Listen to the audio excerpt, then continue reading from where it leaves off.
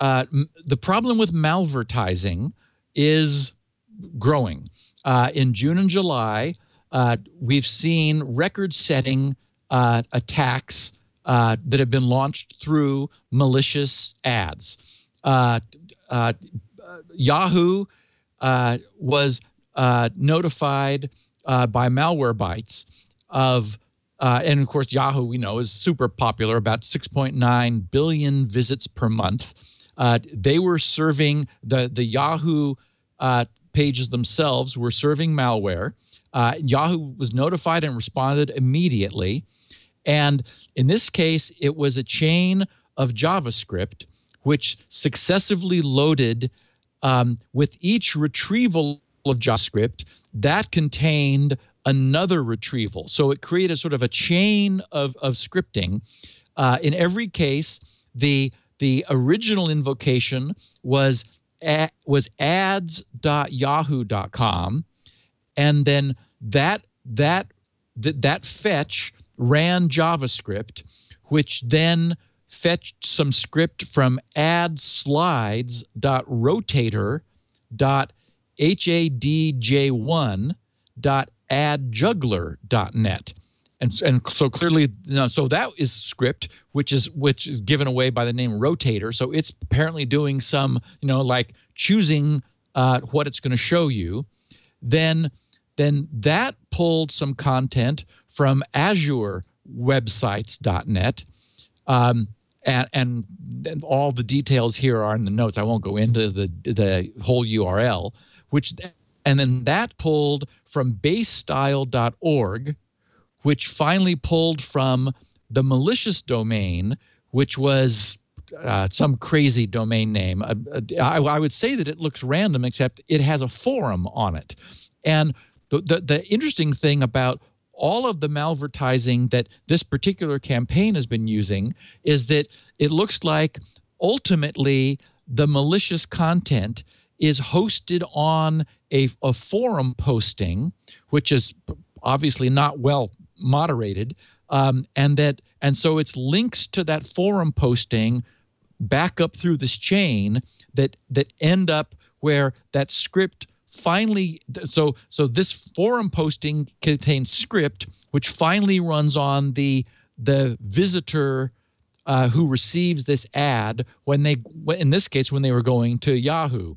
And what it ultimately leads to is an exploit kit called Angler, which has been found to be dropping, in some cases, ad fraud, which I guess is just like, ad clicks generating revenue, but also the CryptoWall ransomware.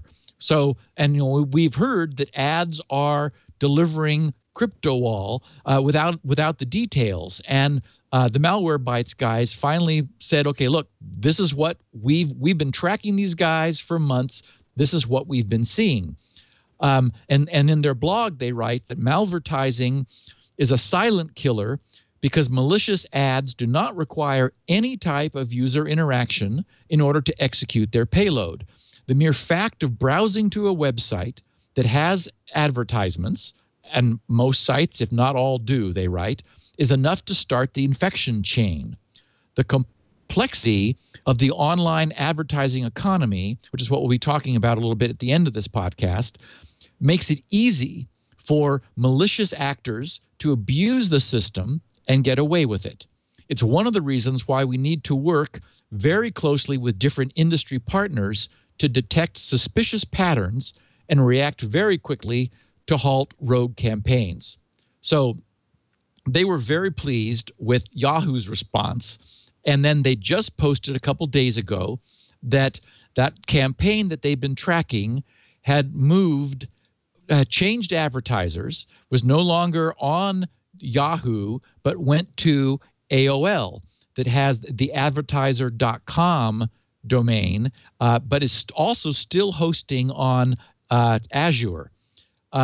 And now this uses, similarly, a chain of JavaScript driven, although in this case they're SSL tunneled fetches, making it more difficult to passively scan traffic and see what's going on. The original URL was on eBay and was hosted by advertising.com, which is the AOL domain. It first redirected through scripting to azurewebsites.net, then to mbiscotti.com, and finally to two different scripts on two other random domains. So the Malwarebytes telemetry that they had running captured this on ebay.com. And again, it takes them to, because it's the same campaign, takes them to the Angler exploit, and which is dropping ransomware, a crypto wall, and ad fraud malware. And then the tail of this is that this was also just found for the fourth time on the Huffington Post. It had been the Huffington Post has had malvertising found on its site 4 times since December of 2014. First was December 2014, then February 3rd of 2015, 2 months later, then just last month on the 16th of July, and now just 4 days ago on July 13th, a different group, Cyfort Labs, identified similar malvertising infection on visitors there. And I won't go through the detailed, in the show notes I've got it if anyone's curious, but it starts at huffingtonpost.com and goes through 1, 2, 3, 4, 5, 6 redirects, which interestingly is like within the AOL system. So I'll just say that it goes to the AOL CDN, their content delivery network, then at Walla, ATWOLA.com, then tacoda.net, then back to advertising.com 3 more times, which is, again, the AOL system, then to AdTech, azurewebsites.net. Oh, and this also goes to mbiscotti.com. So this looks like the same group that the Malwarebytes guys were tracking. And so they wrote, as has been the case in the past, advertising.com, the AOL platform, was the culprit, and they editorialize a little bit, just saying the cyber criminals are always looking for mass distribution of their payloads, and they get their wish list with malvertising. It's much easier to infect a popular site via its ads provider and reach millions of people than to try to put malware on individual victim computers. And they say we expect high-profile malvertising cases to continue. And so this is a little bit sort of like the perfect storm.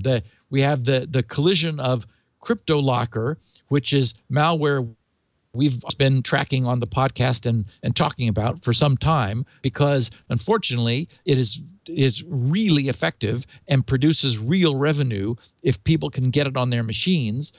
And a problem with this growing advertising ecosystem where many people are involved. And from what Renee Ritchie said in his posting that we'll talk about at the end of the podcast, a lot of lower quality players are getting involved. And, lower quality means that, there are more opportunities for exploiting this growing ecosystem.